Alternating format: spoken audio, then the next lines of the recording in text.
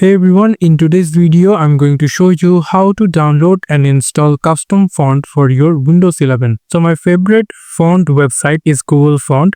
So for that I'm going to go for our Google Chrome browser, and here we're going to search for Google Font. And then we're going to get this website, click on that. So as you can see, there are lots of fonts. So I'm going to go for DM Sans one. If you click on that, you will get an option here, lots of demos. So you'll get option here, get font, click on that, and then click on download all.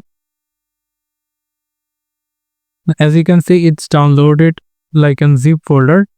So if I just minimize it and drag down it into the desktop, as you can see, here is Sam Dance and it's zip file. So we need to extract all to make it folder. So as you can see here, this two file is the font. So if I just go for the first one to install, we can simply click on install and it's installed. But there is another way to install it.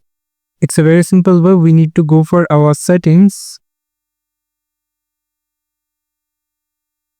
go for settings, and then go for personalization, and then go for fonts. After that, here you can see there is an option called browse and install font.